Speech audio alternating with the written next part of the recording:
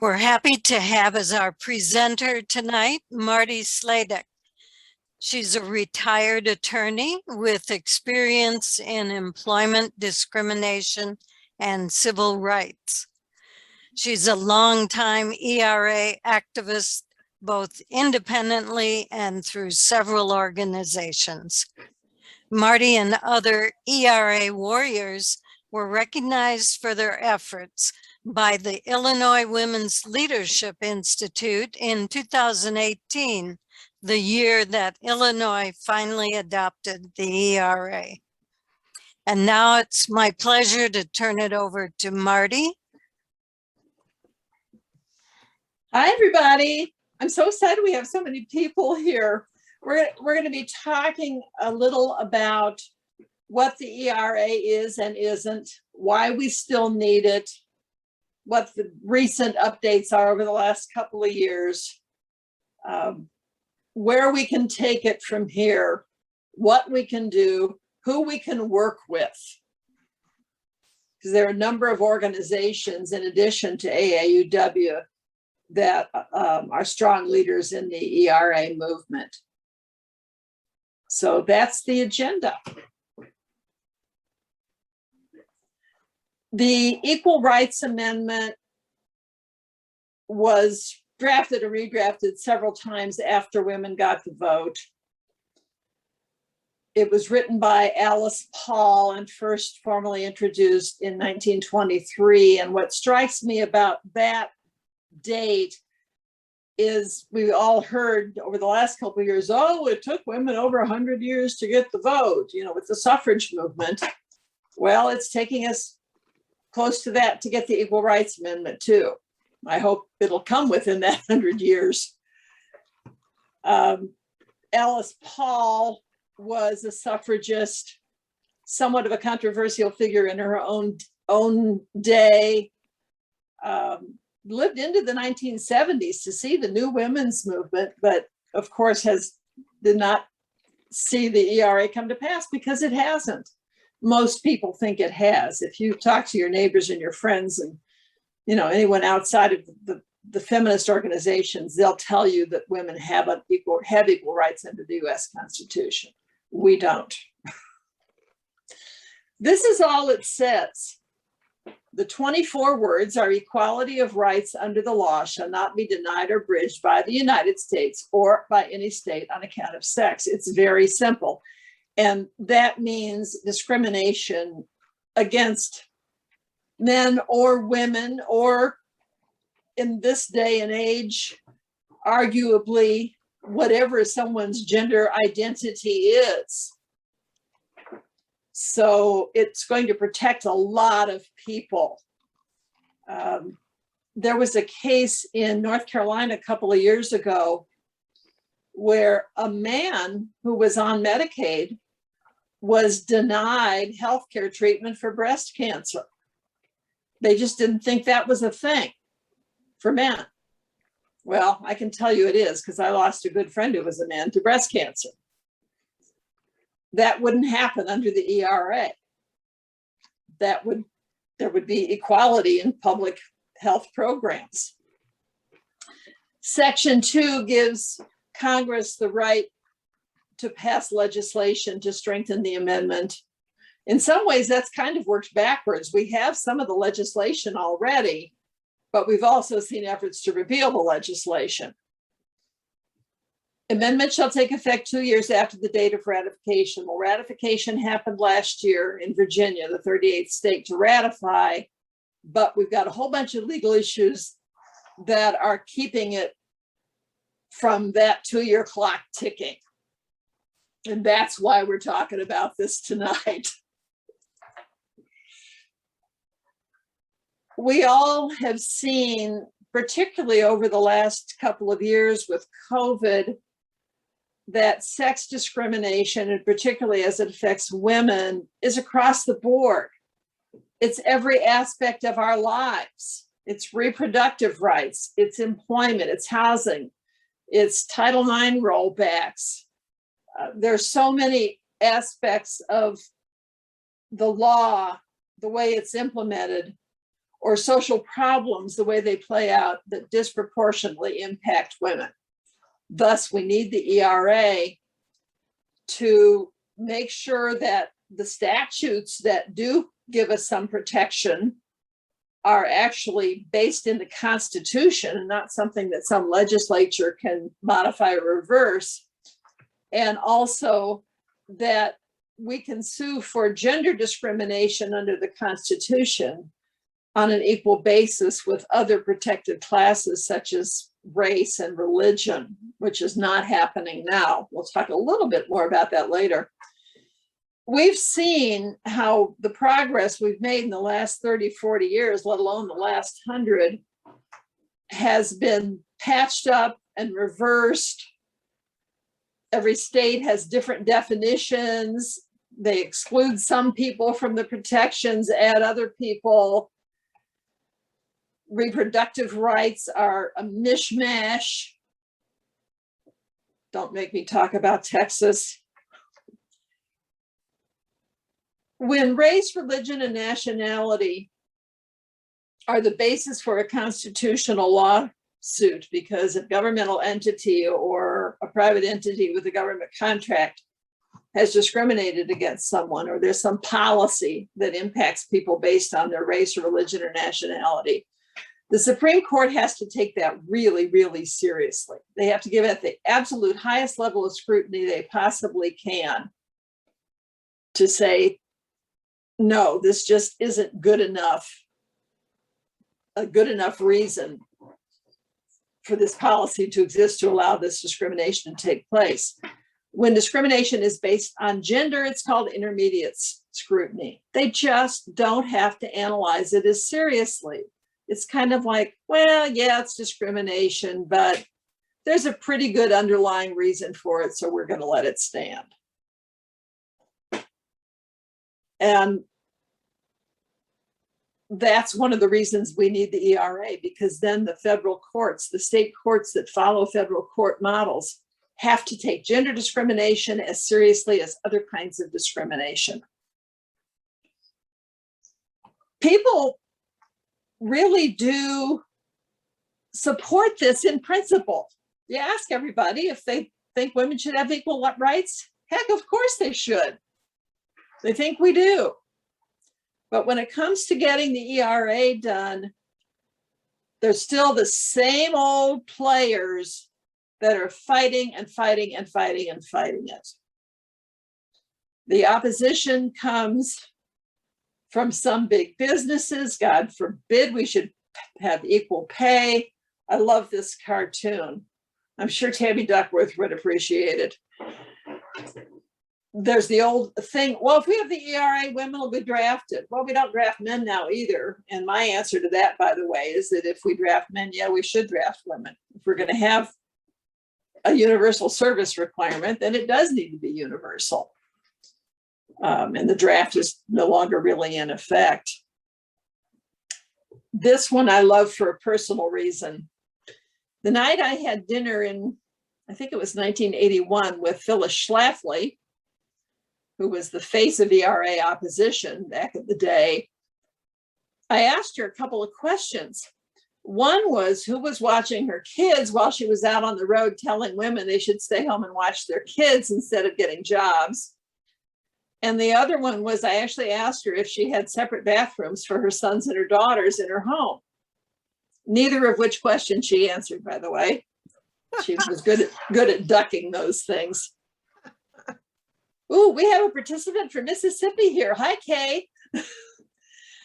That was me laughing. Yeah, I know it was. Legal scholars have said that if the last 3 states ratified, the ERA would be accepted. When the ERA was initially buzzing through the first number of states back in the late 70s, early 80s, Congress, some of the conservatives in Congress decided they really weren't happy with the progress it was making. So they passed another section of it that said that it had to be passed by 1982 or it would be dead.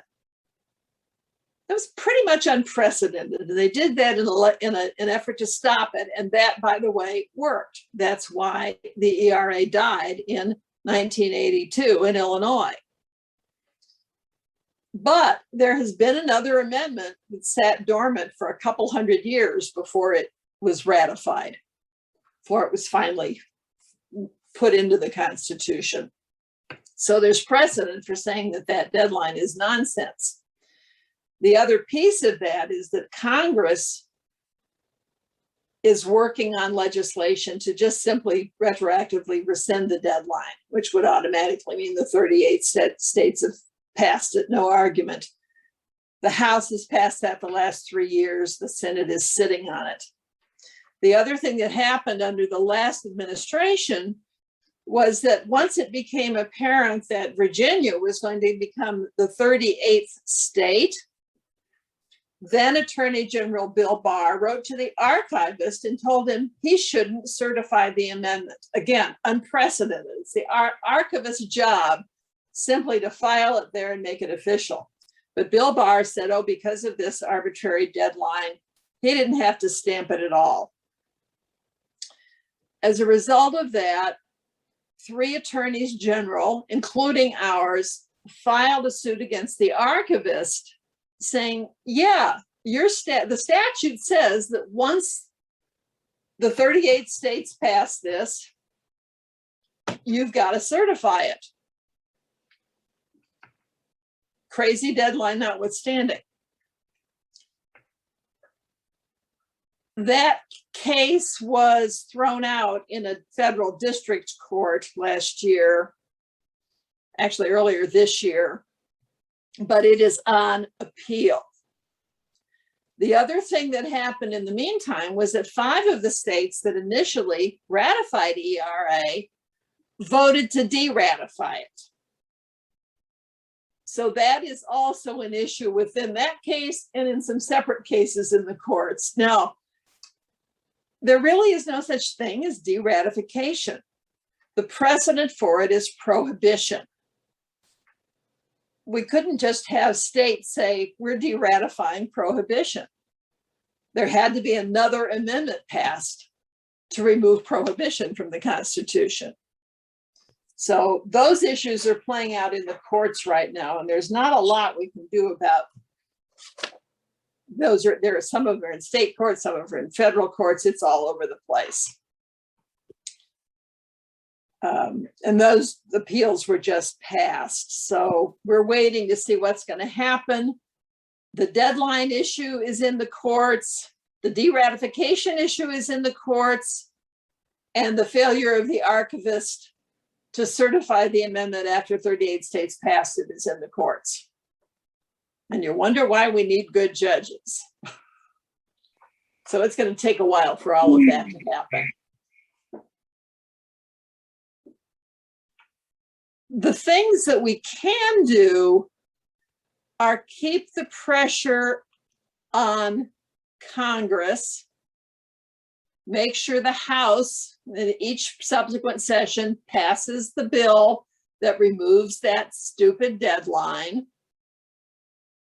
And as much as possible, keep the pressure on the Senate to get it out onto the floor to remove the deadline. So far, it isn't happening. I love the turtle that Elaine picked for this image. That has 2 meanings, and one of them we can't talk about because it's partisan. So we want to make sure that our congressional representatives are aware.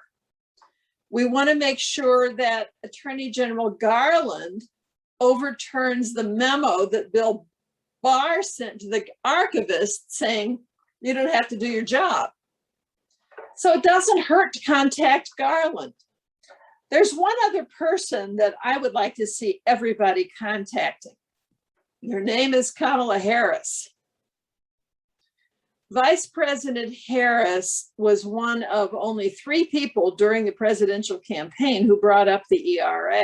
The other 2 were Mayor Pete and Marianne Williamson. but she hasn't really been active on it since she got in office. I realize the administration is busy, but I think we need to pressure the first female vice president to be more upfront in being a spokesperson for the ERA and in working with the AG.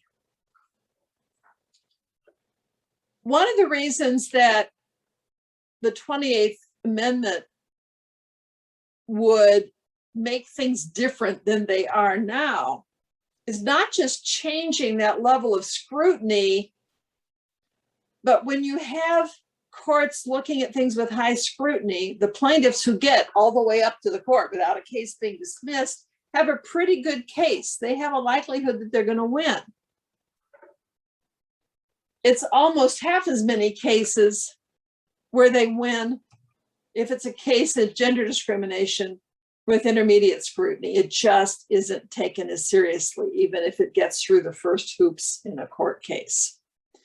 So it's not just about giving more causes of action and stronger causes of action. It's forcing the hand of the courts to put gender discrimination right up there with race, religion, national origin, color. And that actually will strengthen the hand of people of color who are bringing these actions. Because right now it's kind of an either or. If you're a woman of color who's been discriminated against and you know both things are going on, you kind of have to pick one. Well, what are you going to pick? You're normally going to pick the color or the race because you have a better likelihood of winning because of the way the courts handle the cases. If you're a woman of color and you know that there's both gender and race discrimination going on and the ERA has passed, it's a twofer. You've got a better chance and an equal chance on both of those grounds of having something happen. And I want to back up historically, like in the rest of the feminist movement, going back into the 19th century, there was a lot of racism within the women's movement. We all know that. For a long time in the 70s and even into the 80s, a lot of the civil rights organizations who were moving for better enforcement of rights for people of color were not paying that much attention to the ERA or saw it as kind of a white woman's issue. That has changed radically in the last decade or so. The organizations that are working on the ERA have really crossed a lot of those bridges. And in fact, now and the ERA coalition are both headed by Black women. So we have come some distance in mending that history of the women's movement. I'm not saying it's all gone like anything else in this country. We're working on it. But when it comes to the ERA, there isn't as much split along racial lines as there used to be. The opposition is coming from the places you would expect, some business organizations, some conservative organizations, insurance companies, which used to be allowed to discriminate against women, and largely religious organizations. Baptists, Mormons, Catholics, conservative Jews, conservative Muslims, and so forth. A lot of this really has the traditional religious underpinning when you really dissect all of the allegedly legal arguments. Women's organizations like the American Bar Association are working on this. For a long time when I was in practice, and I'm sure AJ, you can probably speak to this too, AJ Conroy just joined us, there was a lot of lip service given, but they weren't really actively campaigning for it. And I'm seeing bar associations and other women's professional organizations be much more upfront in their support now, because they, like the rest of us, have seen what happens when the support was half-hearted and legislatures get into session that just start tweaking away, or courts start tweaking away and diluting rights that we thought were really entrenched, and they just aren't anymore. So that's why the legal people are saying, yeah, this is something we need. A lot of people are saying the ERA would instantly mean equal pay. That's not exactly true. We still need the Paycheck Fairness Act because the Paycheck Fairness Act would apply to private sector entities, big business, that aren't necessarily covered by the Constitution. It doesn't mean, contrary to what opposition say, instant access to abortion on demand. There are a couple of different legal theories going on. One of them is that Roe v. Wade was not an equal protection case. And what we're talking about with the ERA is actually kind of amending the 14th Amendment, equal protection. The abortion rights cases, the right to die cases, the birth control cases before Roe v. Wade were found under the 9th Amendment, implied right to, put in parentheses, medical privacy. Would it strengthen reproductive rights? Of course, but it's not as direct as some of the opponents are positioning it. And the irony today is that the people who are anti-vaxxers and anti-maskers are using the 9th Amendment and saying, my body, my choice, which gives me a headache. Some people have theorized that the burden of proof in a court would be changed by the ERA, that suddenly, if there's a gender discrimination case, it would be up to the government to prove they didn't discriminate. That's not exactly true either. There may be some exceptions to that. For the most part, in our system, if someone brings a civil suit, they've got the burden of proof. What it does is mean government entities have a longer way to go to mount a good defense if they've discriminated on the basis of gender. These are all complicated legal issues. I'm trying to put it in English as best as I can. We can take some questions later. I'm so excited we have people from other states here. I've already talked about Harris's role and Garland's role and what they're doing in Congress. We're fortunate here in Illinois that at least in this area up in the suburbs, most of the congressional people are supporting us on that, not as much downstate and certainly not in our surrounding states. We need to make sure that people know this has not been done. You know, when you're talking to people, remind them, we never got total constitutional equality. The only thing that women got was the vote, and that was 100 years ago. And when it first passed, it was really only white women who got the vote. It took decades longer for other people to get it.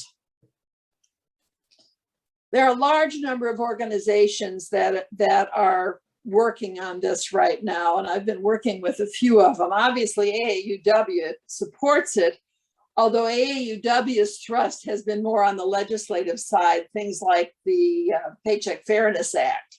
You know, so there are a couple ways to go about some of these things. NOW has long been a leader.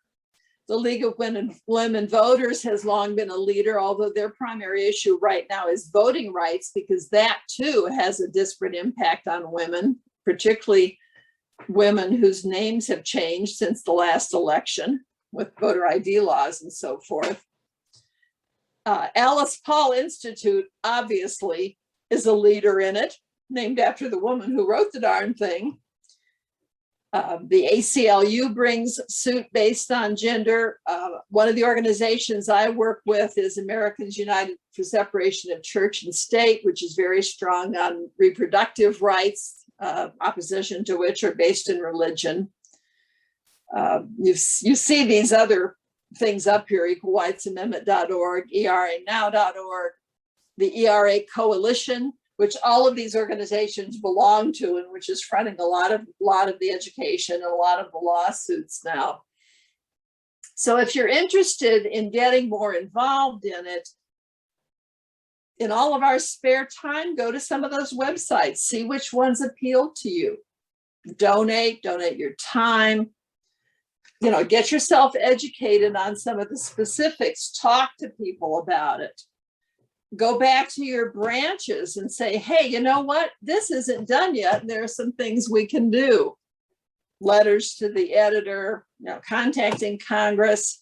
Women's rights events. There's supposed to be a handmaidens event in Naperville, Illinois on October 3rd. It's now that's taking the lead on it. A lot of this stuff is being organized on social media, being organized on Facebook. So, if any of you want to connect to any of those organizations on Facebook or connect to me, I can get you there. Research your candidates. We know it's supposed to be a nonpartisan issue, but once in a while there's a rogue in one party or another that doesn't support ERA, and you want to make sure that you're voting for people that support it. I want Carolyn Maloney's dress. Did any of you see this last week in the paper or on TV? Carolyn Maloney is the primary sponsor and has been for many years of the ERA and all of its concomitant bills in the House of Representatives. This was her at the Met Gala in New York City last week. AOC's Tax the Rich dress got a little more attention, but Carolyn is one of AOC's mentors, and they walked in together, and there were a lot of photos of them together. A fashion statement. I wear a sash. I don't know if you can see my sash. I have a suffrage sash that was made by Zoe Nicholson for me. She's one of the women that went on the hunger strike in the state capitol here in Springfield in '82 and supported the ERA. She lives in California now. She sent me the sash, and I've got all my buttons on it, so I wear it when I speak. I also have my Rosie the Riveter socks. I have hats with buttons on them. Get a tote bag. Most of these organizations that we talked about do sell items in support of this campaign. So wear the message, show your colors. There are things we can all do just to keep attention on this, even though a lot of the activity on it is going on in the background. And I think that's really the most important thing, is to let people know that it ain't done yet. Your public policy people can work on it. The state board might be able to work on it. We have women's protests around here all the time. Women's March has done things. Handmaidens have done things. Now has done things. The picture you're seeing there is something called the ERA Sentinels, which is from Equal Means Equal. And they've been holding these signs up in front of the Supreme Court and Congress,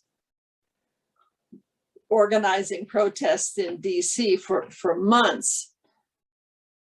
Get involved. If you got any other ideas, give them to us. For some reason, the media, other than an occasional story that's something sensational about abortion, don't really seem to be covering all this stuff. I was fortunate a couple months ago to have a short letter to the editor in the Daily Herald. That's about it.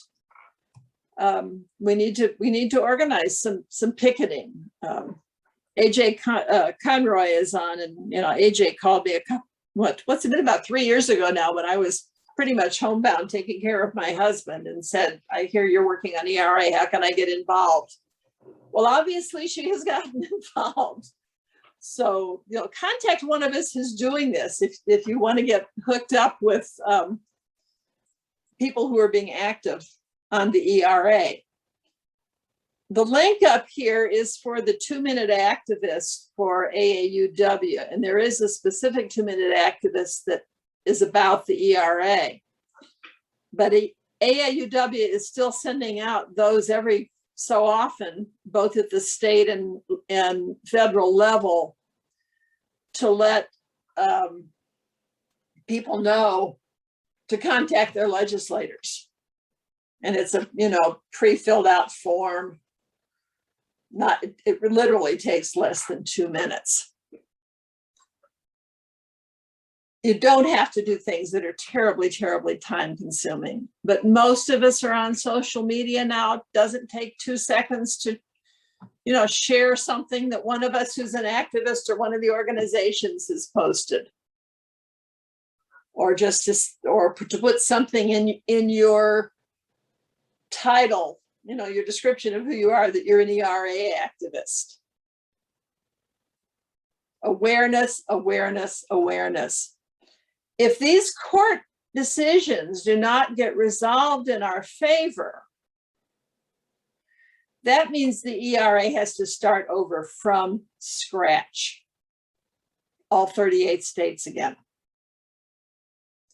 And that is a very discouraging possibility at this point. So we need to keep the pressure on, because we're kind of at it. If we don't get this done fairly soon, we probably won't see it in our lifetimes, given what the trends have been. And I don't want to end on a bummer, but I would be happy to take questions. And someone just thanks me for what I'm doing, and you're welcome.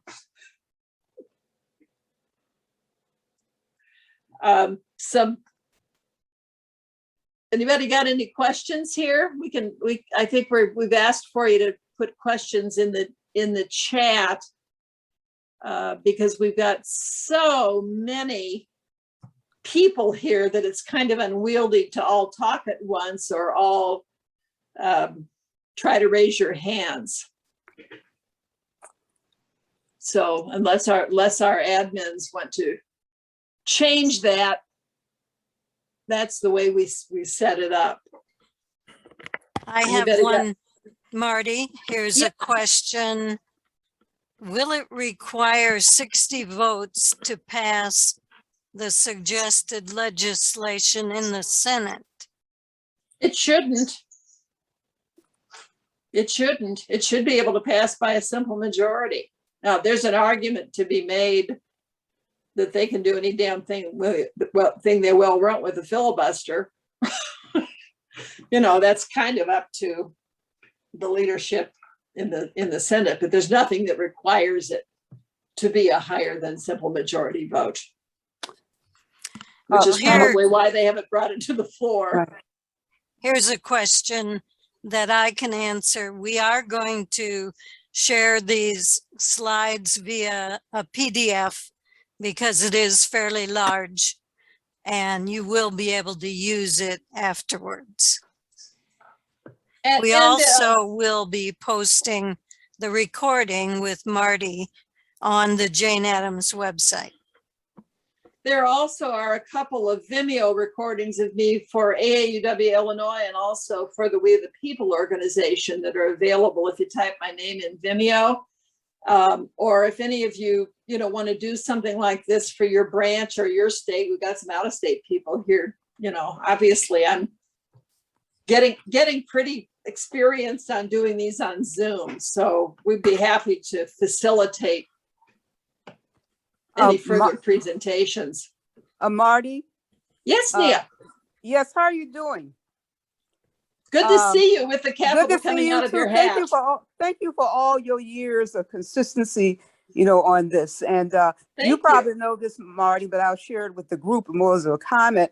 I was on Senate staff in 1982 when we got locked into the Senate chambers, and Phyllis Schlafly had the blood thrown on the Senate door when ERA went down. George Bryan. Well, it went down in the Senate. We thought it was going to go down in the House. That's where it should have gone down. And the late Phil Rock was the Senate president at that time. And when he gavelled, somebody switched their vote. He gavelled down, and they tried to jump over the railings in the Senate chamber, and we all had to hit the floor. I was in the gallery. Yeah, you was in the gallery. And another thing, and the thing about Kamala Harris, don't worry, she's going to be speaking about this, because she's a member of my sorority, and and we helped get her elected and everything. And ERA is on our agenda. We might not be out there publicly talking about it a lot, but it is on our agenda. So you'll be hearing her, we hope. That's great to hear. Yeah, the Black sororities have really been powerhouses on not only on her campaign, but on a number of these issues, including ERA over the last few years. And yeah, hallelujah. And if, you know, if anybody needs any more information, you know where to get a hold of me. What else have we got? Here's another comment. We, as a state of Illinois, AAUW, we have the film Equal Means Equal, which gives you the history and some of the cases that didn't turn out the way we wanted because of the way the patchwork laws are being applied without the ERA. And so that can be borrowed. I would contact Lisa Cherry. I believe the Equity Board has that, perhaps Carol Heisler. Joanne says she's got the shorter version of it too. Okay. Joanne But Sabanjan. that's a very emotional and effective film to, you know, motivate people and start group activism in your area. Someone just asked if there's a list of confirmed and likely supporters in Congress, and a number of those organizations I mentioned have that on their websites. But I can tell you right now that probably 99% of it is partisan. So all you need to know is whether there's a D or an R after their name, and you'll be very close to knowing which way they stand, unfortunately.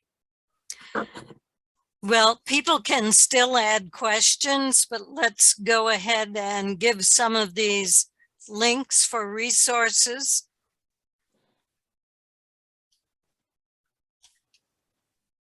This is AAUW, and you have the activist link, and you have a link to the quick facts, which is from 2018.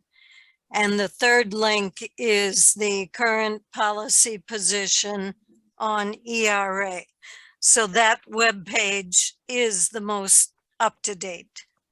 I'm also putting my email address on here In the chat. in the chat if anybody wants to contact me that way. Very good. And here we have the Alice Paul Institute, their Equal Rights Amendment summary. All of these are very good resources for detailed information. Equal Means Equal, they're coordinating the sentinels at the Department of Justice. The ERA Coalition, like Marty said, is the whole, many organizations working together. Women's March is involved with it. I like the ERA Coalition because it kind of bringing everybody together. Also, for those of you, particularly those of you that have some legal training or interest, the National Women's Law Center is a good source of information. The feminist majority has been working on this for a long time as well. Ellie Schmiel heads that. Yeah. And here's now and the National Center. Women's Law Center. As far as a list of these going out, since the slides will all be available, you can pick up those from the slides that Elaine is going to be posting on the website. Right. And if any of you are making up your own list, you actually may want to pick and choose which ones you need. This is the Alice Paul Institute is a really good overall summary. And of course, they're preparing now. If you go to their website, they're preparing for the 100th anniversary of her presenting the ERA. And I can't imagine anything that would be more celebratory than have it get done before that. I'm not holding my breath because the federal courts are so slow at dealing with all of this stuff.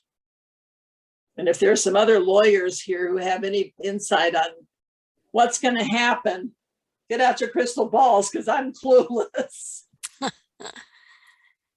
But I found this has answers to some of those questions that people throw at you, like, well, what about single-sex colleges or single-sex organizations? Wouldn't this make those unconstitutional? And at first glance, you think, well, you might have a point. However, this explains it only would impact single-sex institutions that work to perpetrate the dominance of one sex over another. And that get federal funds. You know, if a private Right. school wants to do whatever it wants to do, you know, it's not a constitutional issue. So, and there are many public schools that are experimenting with gender separated, and there are some colleges still that are gender separated that get federal funds, and it's been upheld so far. So, you know, that's kind of a red herring.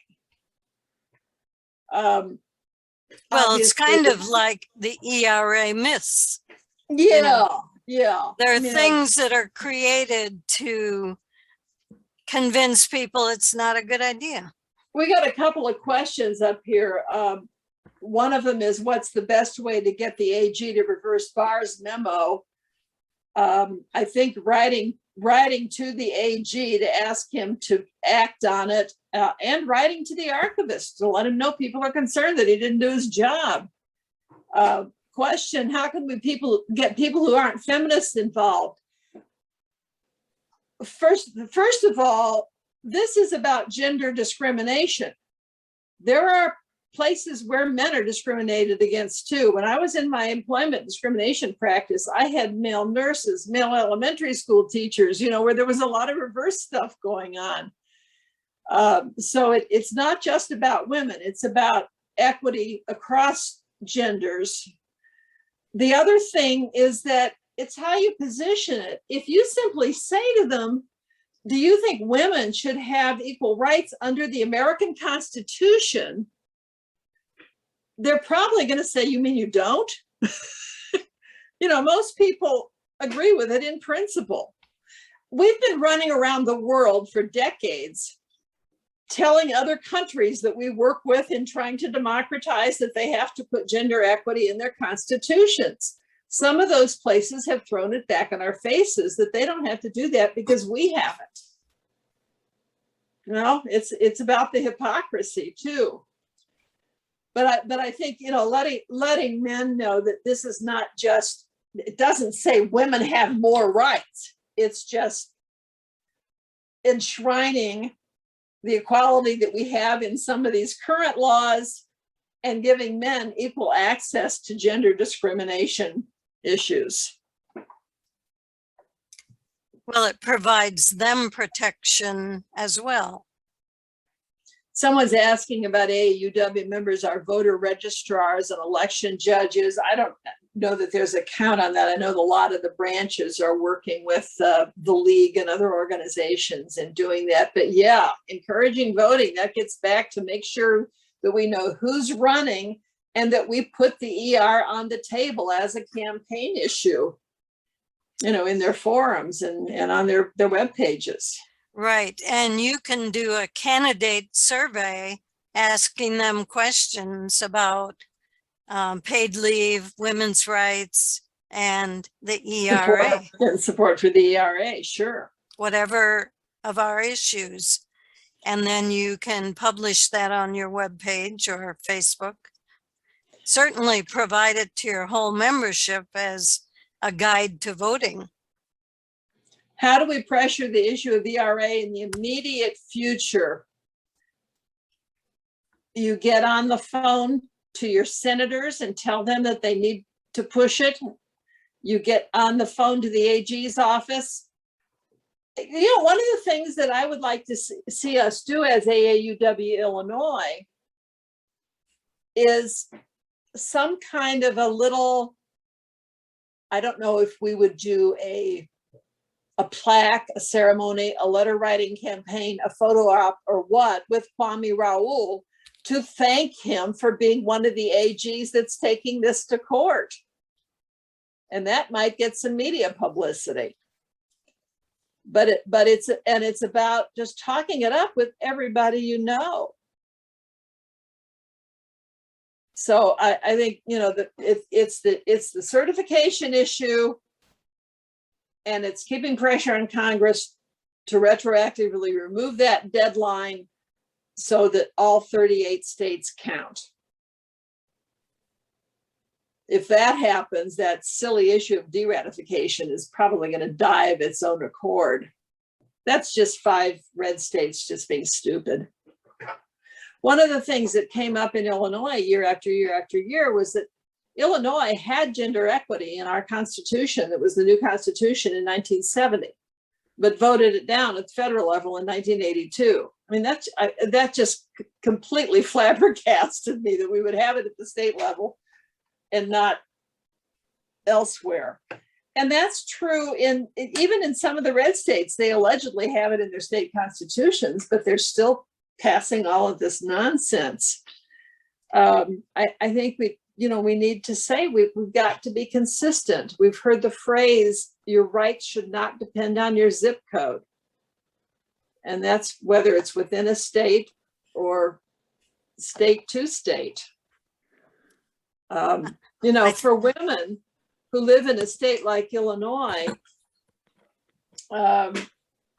we have some things that we've been taking for granted here in terms of how women are treated under some of the public policy programs, and, you know, access to reproductive rights and so forth. Even access to OBGYN specialists that some states are losing rapidly because of restrictions. It would make me hesitate if I were a young woman with a career to take a transfer from Illinois to Missouri or Texas or Florida.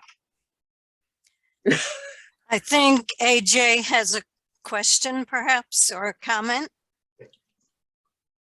I do. Hi, Marty. Hi, AJ. Thanks Thank for taking up my torch when I couldn't. Thank you for inspiring me and being, I think, possibly the first person who was positive and upbeat when I asked about this issue. And I had been through several other advocates who I won't embarrass, but you were the first one to encourage and support me. So thank you. Welcome. We got it done here at least. It took enough, yes, as Paula can attest. I know she's on here too. Yeah. Can I mention 2 actions that people can take, especially if they're from a different state that's not Illinois, and I'll explain why that is in a minute.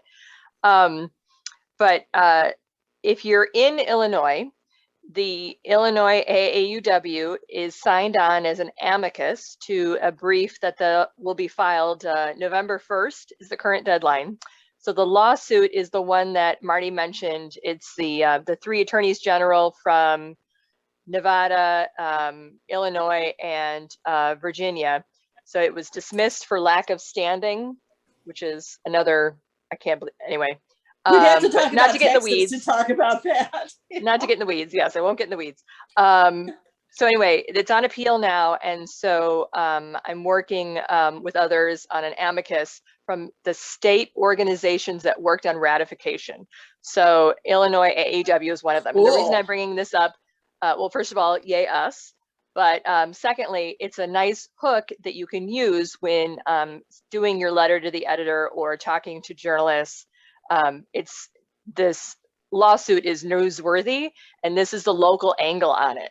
So, local group supports national legislation. Yeah. Sometimes you just need a hook. So that's the hook. So if you are in Nevada, Illinois, or Virginia, and you're not sure if your group has signed on, the list is pretty long. You probably have, but feel free to contact me and I'll put my information in the chat. If you're outside of Illinois, the thing you can do is help your state prepare for the effective date. So the argument that the attorneys general are making is that regardless of what the archivist does, the Equal Rights Amendment is effective 2 years after final ratification. That's section 3 that Marty showed us. Yeah. So that's January 27th. 2023. So what some states like Arizona are doing, and I think I saw Diane post on the list of attendees, what Arizona did was a very comprehensive line by line review of Arizona's statutes to make them compliant with the Equal Rights Amendment. Now that's not passed, but they have a study, they did a report, and so here's what they would need to do. Working on one for Illinois, but the way to do this in other states to sort of harness the infrastructure that's already there, like the easy route essentially, is to find a friendly legislator and ask that representative or senator to ask the research unit. Every state assembly has a research unit that's available as a resource to their legislators to research questions. So the legislator asks them, this research office, will you give me a list of all of the times that the statute says widower or waitress or, you know, all these sort of gender terms, or he or she, and it's a way to quickly review your statutes for potential bias. And there's more detail to that, but contact me. We'll talk you through the process of it. So some states are starting to do this. The reason for all of that is to have the story that, you know, these 7 states have started reviews of their state law statutes in preparation for the Equal Rights Amendment, which is now effective. So that's the news hook.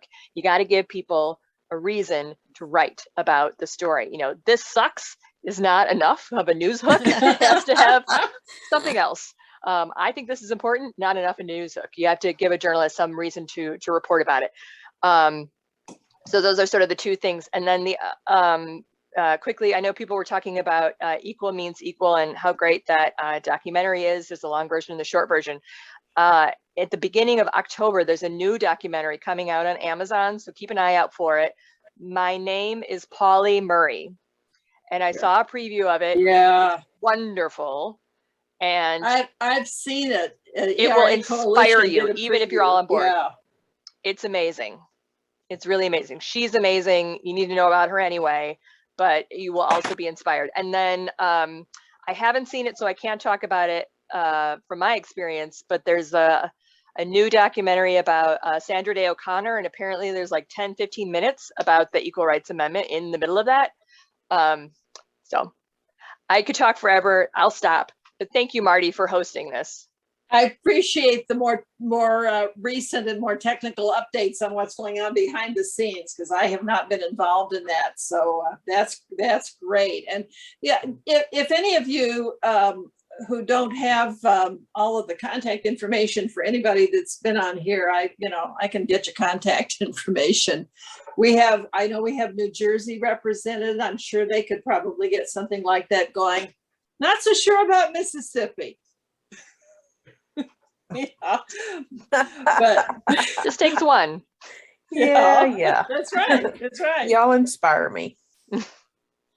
Anybody else got anything for tonight? Well, Marty, I would like to know again, I think I missed out. There are 3 attorney generals who have filed a lawsuit. Illinois.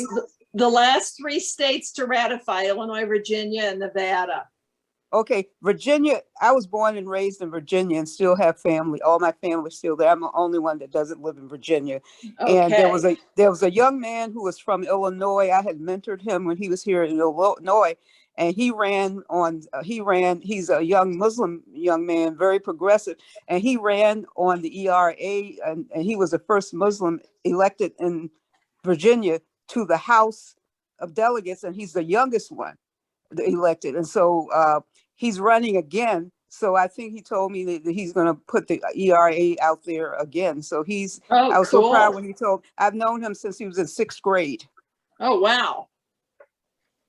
Yeah, I think, and as far as men are concerned too, I think there's, we can talk about the real idiots that are out there, but there are a lot of younger men too who really realize that gender equity means that they too could benefit from parental leave. It doesn't mean maternal.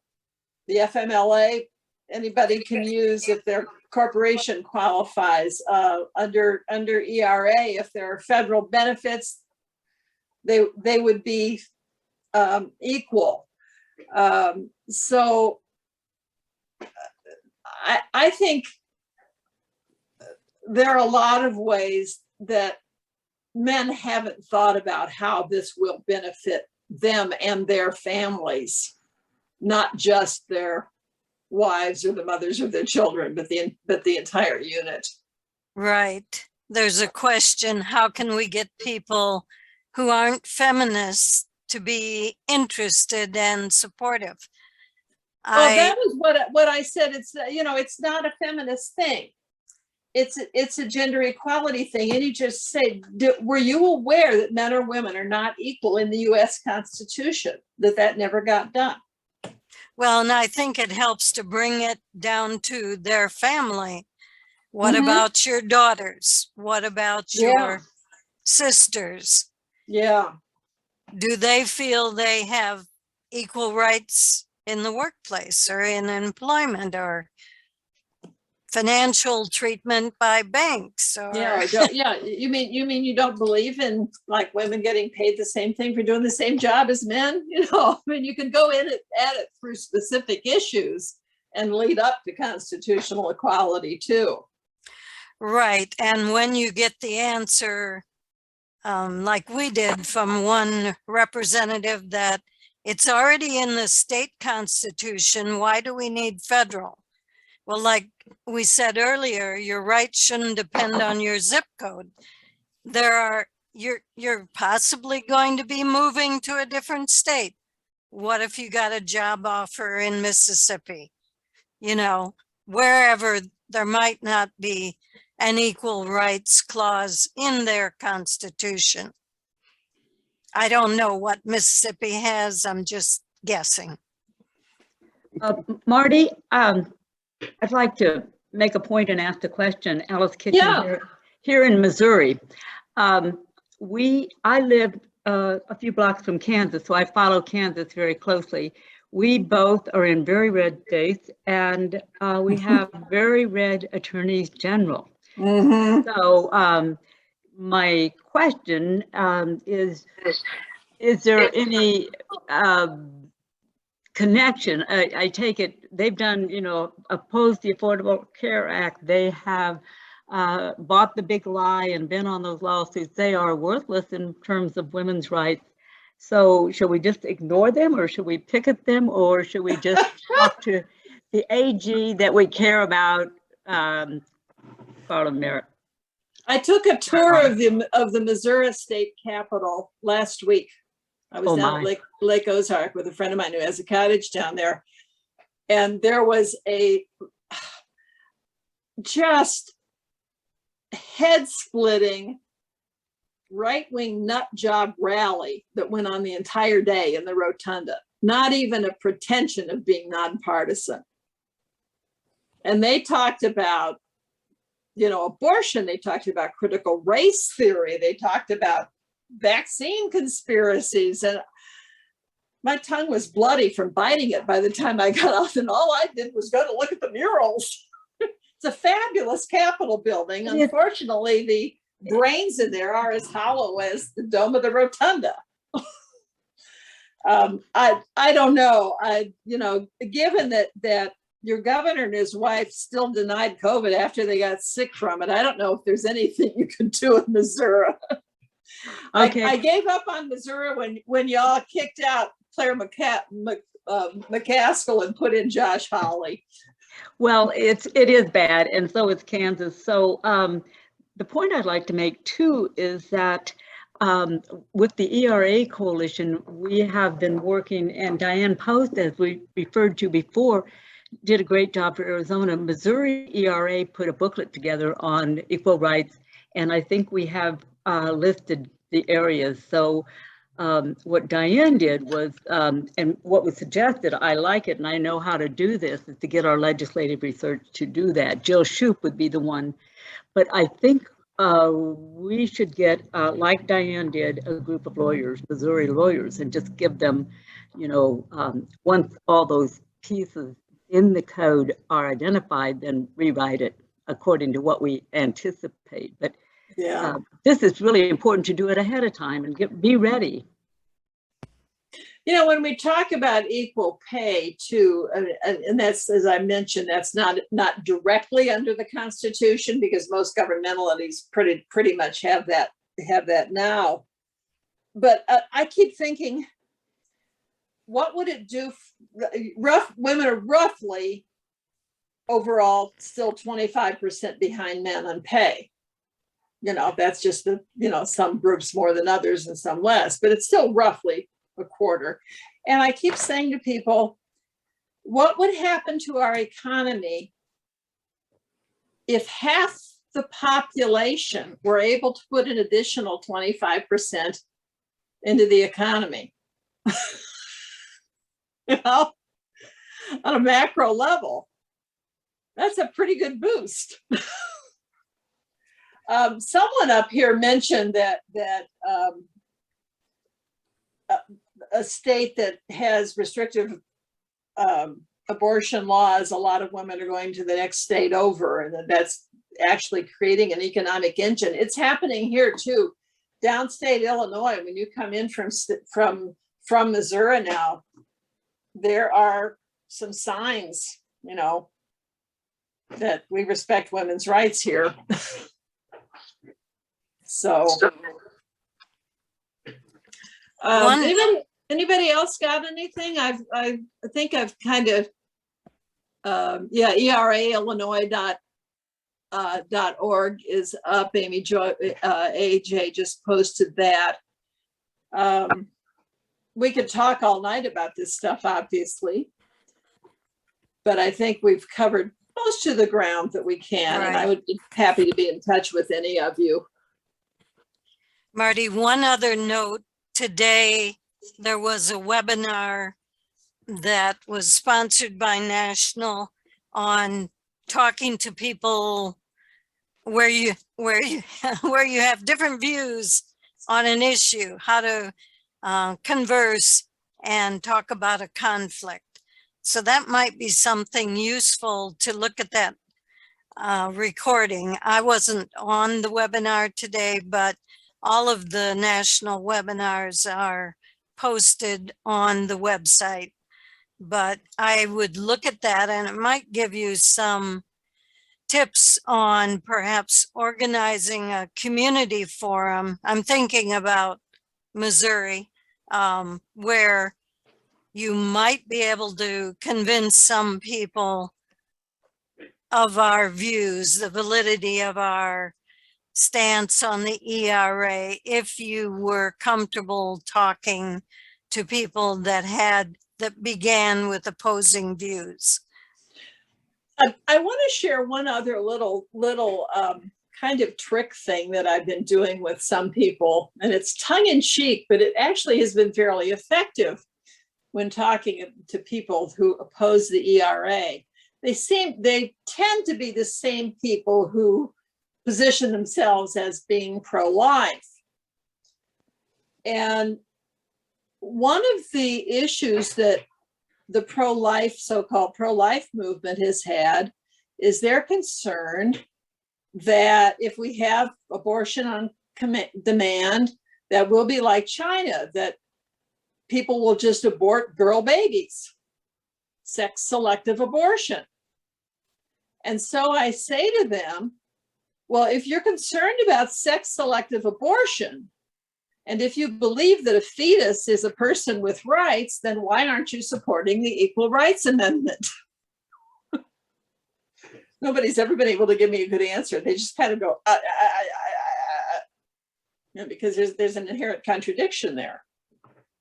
So, you know, sometimes I have a terrible habit of trying to use logic with people who aren't thinking logically, and it gets me in a lot of trouble. So yeah, you're right. We need to learn to approach things from a different point of view with a middle ground if we can. Kay is laughing again. Kay's from Mississippi. I had the privilege a while back of speaking by Zoom to the Mississippi State Convention, and I was just awestruck that they're even able to exist and do all the things they do down there. But you and your logic, you bring out that logic, and it's a real weapon. It's great. Yeah.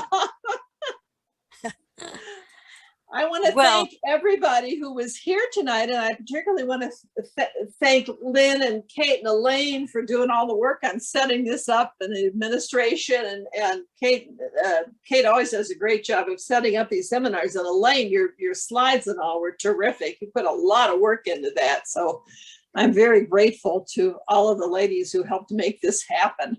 Well, we certainly thank you for being the expert and presenting this topic we can all get behind and hopefully make some progress.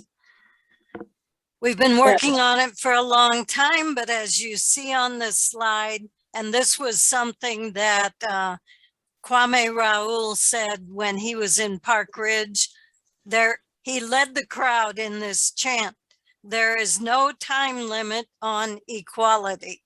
So we need to keep on keeping on. That's for sure. Thank you, everyone, and good night. Thank you all very much. Have a good evening. Thank you. Thank you.